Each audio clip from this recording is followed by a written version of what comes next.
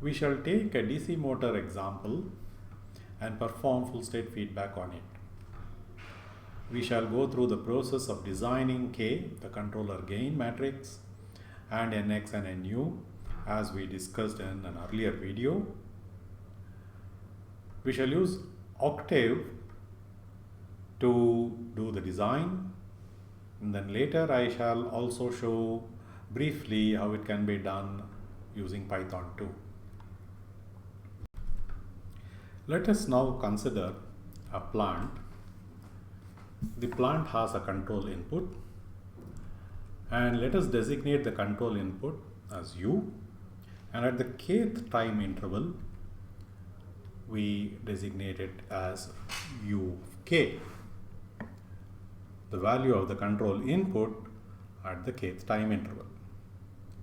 The plant also has output, sensed outputs, and we designate it as Y, and at the kth time interval Y of K. And this Y of K, whatever you are sensing and going to feedback, should be the state variables, meaning you want to feedback all the state variables in order to achieve full state feedback. So Y of K, which is equal to C into X of K, X is the state variable. C needs to be an identity matrix in order for full state feedback to happen. Then Y of K will be equal to X of K, and all the state variables will be fed back. Now consider a reference. The reference is passed through another block. It's a matrix called Nx, and the output of that is compared with the feedback variables. The feedback variables being all the state variables. So now this is a comparator, plus and minus. Let us say we have reference variables at time instant k, r of k. And at this point here, just before the comparator, the reference n of x r should represent the steady state values of the state vector x infinity, or we could say uppercase X as the steady state value of the state vector. What is fed back is the state vector at the kth interval of time, which is actually equal to the steady state value plus the deviations in the neighborhood of the steady state value. So after comparison, x and x plus xk hat, the error is given to the controller. So in this case, the controller is a set of gains in the gain vector k. So here what you would have as the error is, because x and x will cancel out, you have minus xk hat. So that will pass through the controller and come as minus kxk, minus kxk hat. Now that will be UK hat, that is the deviation in the neighborhood of the steady state value for the input variable. So we add one more variable coming in at this point. So from RK we can generate,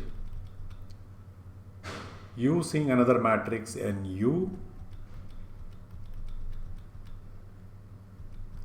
what we have is Nu into Rk, which is the steady state value of the input.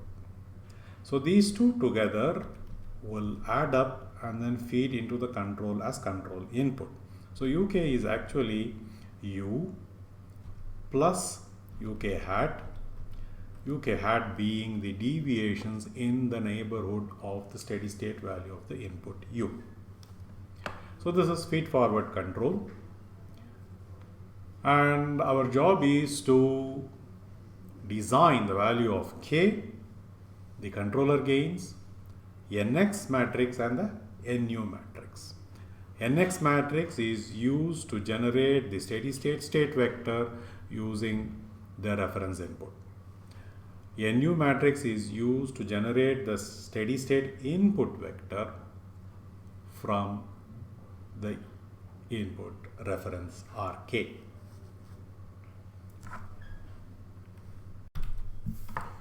In order to design the values for Nx, Nu and the controller gain K, we need to have the model of the plant. So the plant here comprises of the various matrices. As we have seen, this input gets scaled by the B matrix to get Bu, and that gets added up with Ax, where A is the state matrix. So in the digital domain, you have the delay function coming in here. This is the state values, and the state values pass through another C vector, gives you the output. So this output, if C is identity, then all the states are available here, and that is passed on as the fedback set of variables. So we need to know what is A, what is B, and what is C. So from the state equation model of the plant, that can be extracted. So let us see an example. So let us see the DC motor. So the model of the DC motor, how does it look like? We have already discussed the DC motor model in an earlier video, but let me do a quick recap. Let me take the example of a separately excited constant field DC motor. So the DC motor has two terminals, electrical terminals, plus and minus, and it also has another energy port, which is the mechanical shaft. To the electrical terminals, we have connected the armature reactance and the armature resistance, showing this as separate components here, but they are integrated into the machine. You have a source VA, the armature voltage, which can vary from 0 to some max value, and you have the armature current flowing in like this as shown. Another variable is the shaft speed omega in radians per second. The field VF is the field voltage, which is required to generate the field for the motor. VF is kept constant, and therefore this is a constant field machine. The inertial component, the load reflected inertial component, is shown like this with the inertia J, and the bearing friction is indicated with the bearing friction coefficient B. So let us write down the model for this system. We can use the bond graph method, and we have seen how to go about getting the model of a plant using bond graphs in a previous lecture. SE is the effort bond. It represents the source voltage, VA, armature voltage, and that is connected to a junction, a series junction, because the source, RA, LA, and the back EMF portion, all this share a common flow, common current, IA. So we have a one junction to which are attached RA, power flows into RA, power or energy flows into LA, gets stored, and then further on through the gyrator into the mechanical domain. And the mechanical domain, the shaft, J, friction parameters, and the load all see a common flow, and therefore another one junction. You have energy flowing into B, getting lost. You have energy flowing into the inertial part J, getting stored, and then energy flowing further on into the downstream load. So this is the bond graph. It is complete only after you have assigned the causality. Let us assign the causality as per the causality assignment rules. First, the effort. So the effort causality with a bar here on the junction side, and then you take the dynamic elements LA and J. LA and J are kinetic energy storage elements. So we need to have causal bar away from the junction as shown here, and then we apply the junction rule. In the case of the one junction, there can be only one bond with causal bar away from the junction and all others towards the junction. So you will see that these two have towards the junction, and here also you have this, this and this towards the junction. So this way the causality is assigned. Now with the causality assigned, this bond graph is ready to give us the state equations, the dynamic equations. Let us put down the variables. So first here the variable of interest, the input variable VA, and then you have the current IA, which is common to all the bonds in this one junction. Omega is in the mechanical domain the flow, which is common to all the bonds in this junction. So this is the back EMF K, which is K omega, the back EMF which is directly proportional to omega, which is there in this junction, and the torque here proportional to the flow on the electrical side, KIA. So these are the main variables. What are the state variables? State variables are the energy storing variables. You have two energy storing components. One is LA on the electrical side, and therefore IA is the energy storing variable and IA is the state variable. Likewise, in the mechanical domain, you have omega as another state variable. So this is a two-state variable system. So now let us write down the equation for this junction. So you start with the dynamic component. This is the effort for the dynamic component, which is LA DIA by dt, which is equal to this VA minus this minus IARA. So that is what we write down here. And the equation for the second would be the dynamic component is here, J d omega by dt is the effort, will be KIA minus TL minus B omega. So this would be the second dynamic equation. So these are the two dynamic equations, and they can be written in the form of state equation using IA and omega as the two state variables. Let us write that down. So if you put them in the standard matrix formulation, dIA by dt and d omega by dt, written here like this, IA dot omega dot. So this forms the A matrix, RA by LA, K by J, K by LA, B by J, minus B by J. IA and omega the state vector.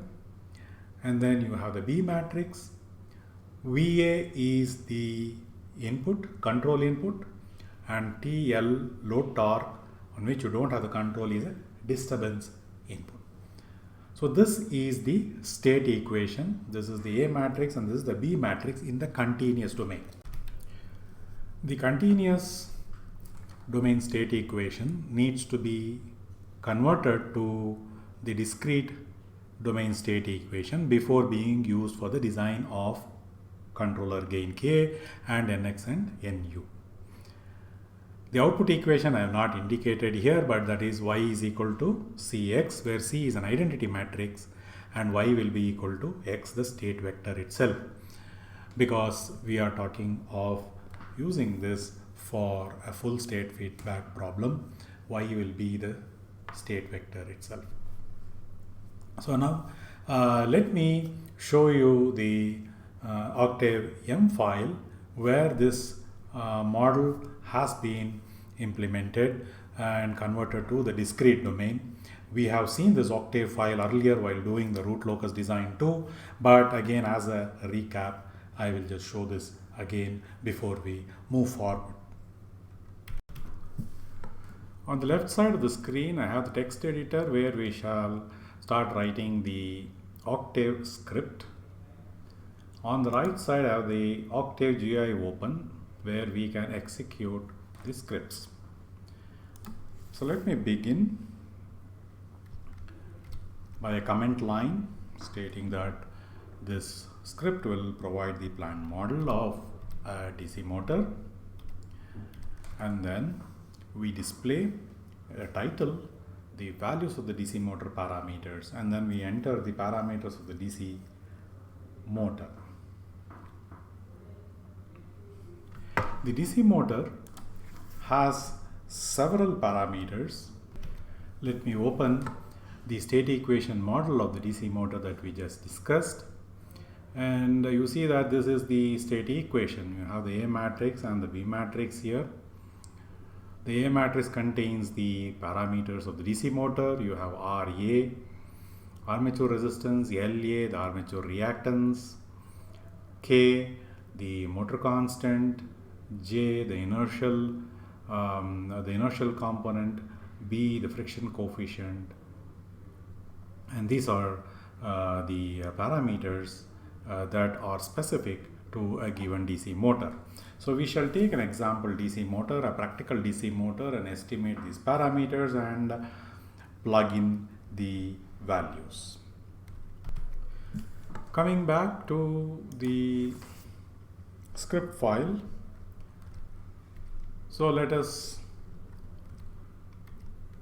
write in the values. RA 2 ohms, LA 0.5, Henry is the motor time, motor constant, KT 0.1, B is 0.2, and these are the values. TS is the sampling time while discretizing. So these are the parameters that we have taken from a practical motor. In fact, these are the same parameters that we have used for the DC motor model of the root when we did the root locus design. So small signal model of the DC motor, we will write down the A matrix, B matrix, all as we had derived. So I am just putting down the A matrix first. You see here RA by LA minus KT by LA, KT by J, and minus B by J, the A matrix. Likewise, we'll also put down the B matrix. I am using the character C here, AC, BC, to imply that these are continuous domain models. We are yet to convert it into the discrete domain. And going further, the C matrix 0, 1 implies that you are choosing the second state here as output, which is omega. IA is the first state, omega is the second state, and there is no direct feed through, and therefore D matrix is 0. Let me digress here at this point a moment into the model that we had written on the whiteboard and discuss a bit on that. Let us map the DC motor model that we have developed into this generic full state feedback system. So here you see is the state variable. So for the DC motor, this is nothing but IA and omega. These are the two state variables. It's a two state system. And what is the variable of interest? What is the performance variable? In our case, we would like to control the shaft speed. So the C matrix would become 0 and 1. So this implies that Cx would give omega. So that would be the actual performance output that you are interested in, and therefore you would like to give a reference which is actually the reference value of the omega, desired value of the omega that you would like the shaft to achieve. So let us do some updates here. So what you need to feedback is the full state. You can't feedback here because you have here C as 0, 1, not identity. So we erase that line and bring the connection for feedback here where you have the state variables available. So state variables are fedback, and what is fedback is IA and omega at instant k, and what is given as a reference is omega value at instant k, the desired value. So we will put it as a star. So this is what will happen in this particular example, the practical system, still a full state feedback with specific application to the DC motor example. So that is the reason that we have CC here as 0, 1. So let us go forward. We will give the labels. Let us label the inputs. The input or V here represents the armature voltage, which is the control input also, and TL is the load torque, which is actually a disturbance input. Then you have the output labels, Y, the Y output, omega is the label, and for the states you have IA and omega as the labels. So I have used W here. So the continuous time transfer function can be obtained this way. TF, use the TF command, SS, state space, AC, BC, CC and DC. You will feed in these matrices which will give you the transfer function form, which actually we used for the root locus design approach, where you needed the transfer function. So let us now convert the continuous domain matrices, continuous domain system, state space system into a discrete domain system using this sampling time. Ts is equal to 0.02 seconds. So A, B, C, D, these are the discrete domain or discretized ABCD matrices of this discrete state equation. I am using the my continuous to discrete conversion function and feed in these parameters, the continuous state space matrices and TS. So having obtained the continuous state space matrices, I am going to remove the disturbance input column, the TL input, that is the disturbance input column, I'm going to remove, not needed for our design purpose because you have no control on TL. And state space to transfer function conversion, which will give you the numerator and the denominator polynomial, which is what you would use, the discrete transfer function for root locus design. But we are not going to use that. We are going to use the state space formulation itself. So we are going to use the ABCD matrices as such. But I am going to retain this transfer function formulation also here, because I could use the same DC motor.m model for doing root locus design or the design in the state space domain. So this is the DC motor model M5. Let us try executing this script. So before that, package load control you have to load the control package, package load signal, you have to load the signal, processing toolbox package, package load LU control, which is specifically a toolbox created here in this lab. So we load this, and then you can execute. See that you are in the proper folder, then you can execute DC motor. So this is the list of the parameters. Let us just check the various matrices in the discrete domain. I can use princes. I have commented it out here. You can say princes A, B, C, D matrices, the U labels, Y labels, and X labels that we printed. So it will give you a pretty printing. I'll copy that and paste it here. So it will give you a pretty printing of the A matrix, B matrix, C matrix, and the D matrix. So this is the model of the DC machine that we will be using for our full state feedback control design. We need to design NX, NU, and K. Let us first design NX and NU and then take up the design of K.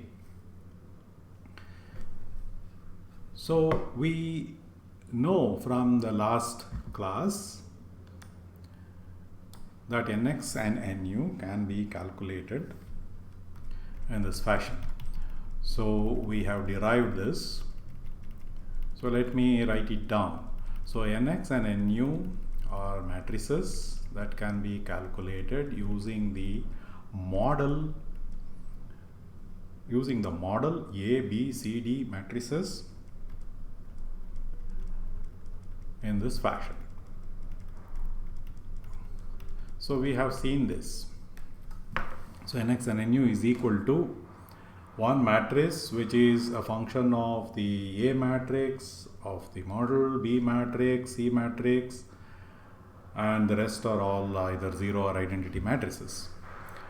So now the question is, if we know this matrix and if this inverse exists, then NX and NU can be found out in a closed form. Let us dig a bit deeper into this matrix and see whether an inverse can exist or not, or under what conditions you are guaranteed that the inverse will exist.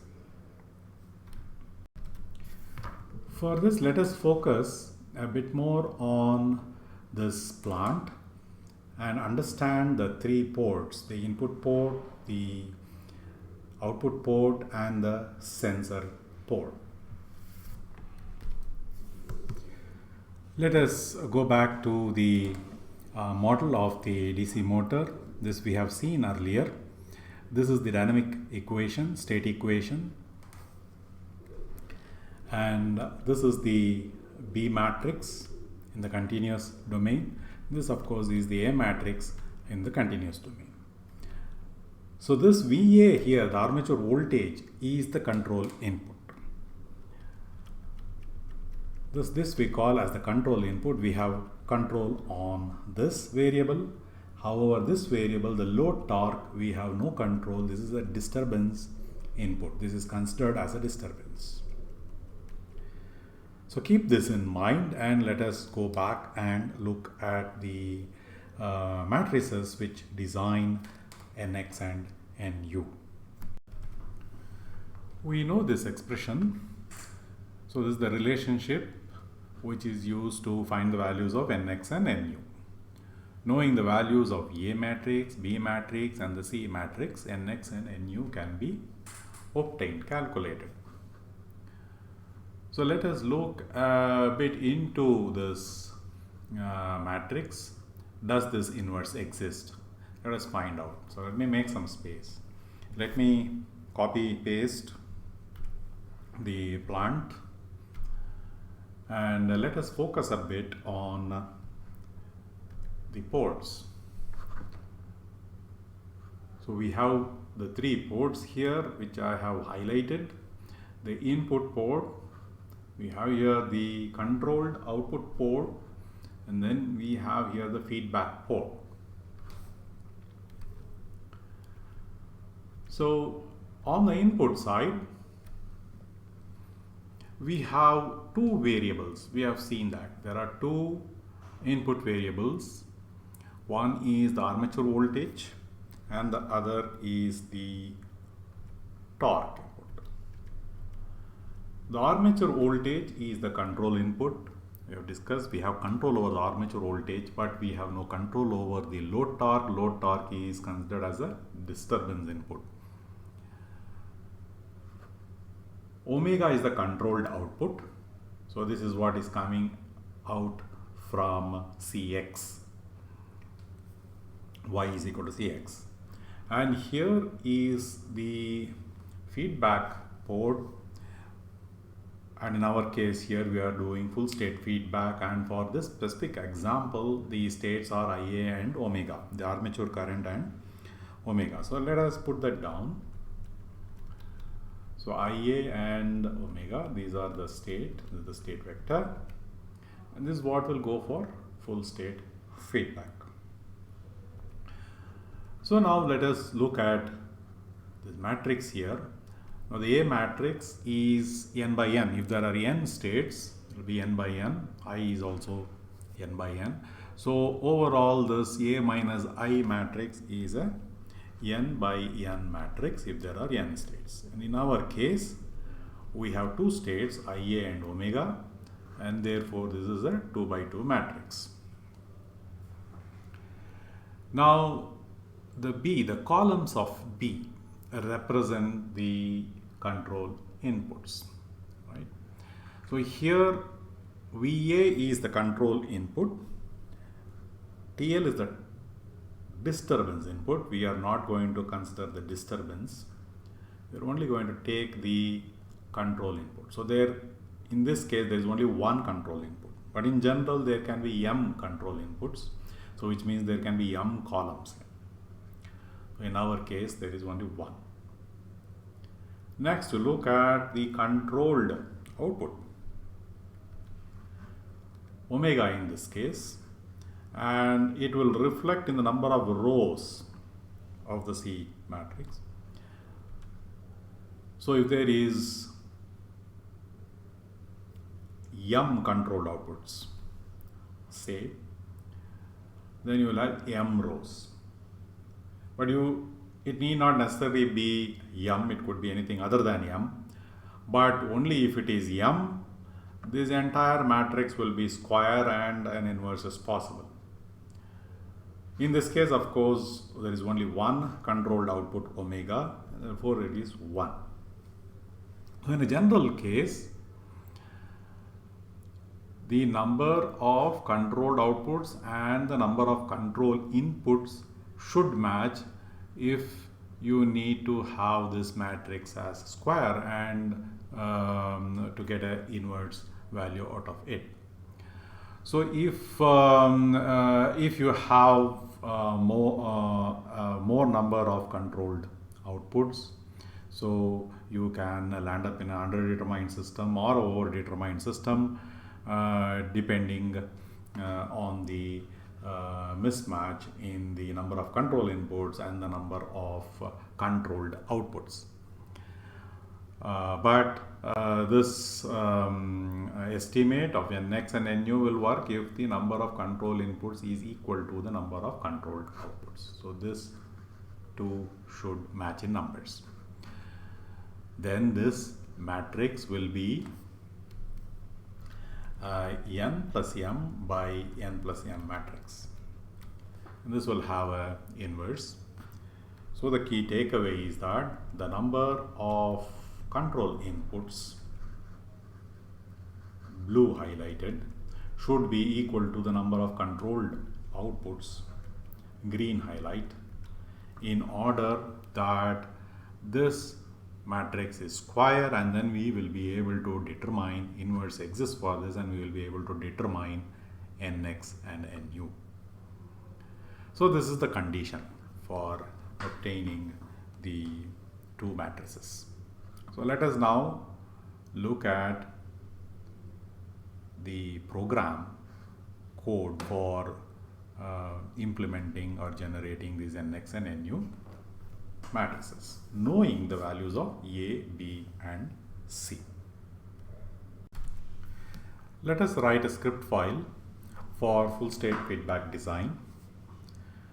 So we shall take up writing the script file in Octave, for Octave. So we have to write an M file. I have opened on the left part of the screen a text editor with the name full state feedback design.m. It's a .m file which is executable in Octave. On the right part, I have the Octave window open.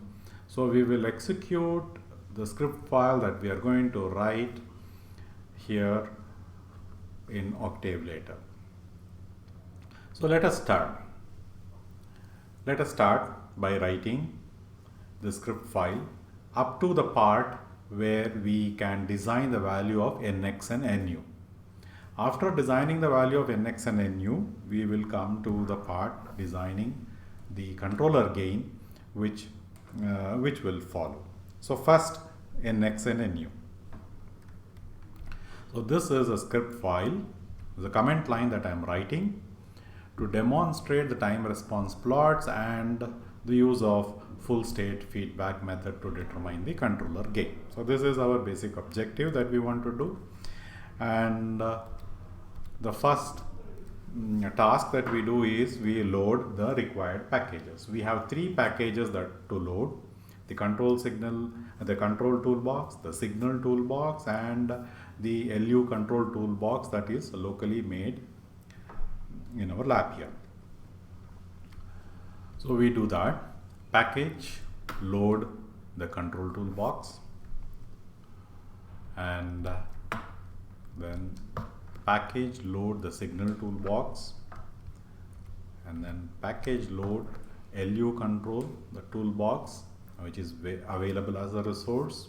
You can go and download this LU control tar.gz and then use it. So the next, we clear all the variables, clear the screen, and the model of the plant. We have to now define the model of the plant. Recall that just before we entered or we typed in the script M file for a DC motor. Okay, so that is what we are going to call now. We will call that DC motor was already written, and that is going to define the state equation of the DC motor plant for a given set of variables that we just saw earlier. So the DC motor script will give you the A, B, C, D matrices. After this, we will now design the value of NX and NU. So let me define a variable n, the n matrix, which contains NX and NU. So it is basically inverse of A minus A, B, C and the null matrix, inverse of that, and multiplied by another matrix which is consisting of null matrix and an identity matrix. So let us write that down. So here what comes is A minus I size A. So an A minus I identity matrix which has a size same size as A. So in this case 2 by 2. And then you put down the B matrix, and then you put down the C matrix, which defines the number of controlled variables or the controlled outputs. And there is a zeros matrix where the sizes are defined by the number of control inputs and the number of controlled outputs. So for the number of rows, you are taking it from the C matrix, size C, the first part of it, which is the number of rows, which will give you basically the number of controlled outputs. And then size B, but you want to take the second part, which is the number of columns. The number of columns of B indicate the number of control inputs. And then here zeros of size A rows and size C rows. So this is a size A rows into the size C rows, and then again an identity matrix of size C. So this is the equation to get you the value of n. Now the n has to now be decomposed into two parts. The nx part, which is the top part of n, up to the number of rows of A, that is A minus I part, and then you get the nu part, which is the bottom part. So determined by the number of rows of C. So from the bottom up to the number of rows of C, you take out those rows and then put them in a new variable. So this way you get the nx and the nu variable, as we have discussed on paper, on the whiteboard. So this, let us execute it in Octave window here, and then see that it runs without errors. So this should run without errors because we have tested each and every part, and this last part we need to test and then see how the nx and nu matrix looks like. So you see that nx is basically state scaling, which means it has to have two elements. It has to be a 2 by 1 matrix. Nu is input scaling. You have only one input, control input, and therefore it is a 1 by 1 matrix. So therefore, let us run that. So I am in the that particular proper directory path. So let me just type full state feedback. So when you enter, you see that it executes. So here you have the list of the parameters that have been used for the DC motor. So when the DC motor script executes, all these are defined, and then the ABCD matrices are defined. And the ABCD matrices are used to compute n, and then the decomposition of nx and nu takes place. So these are the values that need to be plugged into our overall control system, nx and nu place. So let us plug in these values. In the overall system block diagram, the value of nx will be plugged in here, the value of nu will be plugged in here. So let us write down those values. So for nx, that is 2, 1, this is the vector that we obtained, and for nu, the value is 4.1, the 1 by 1 matrix element. So in this way, nx and nu have been defined, they have been obtained. It now remains to be seen how to obtain the value of controller gains k.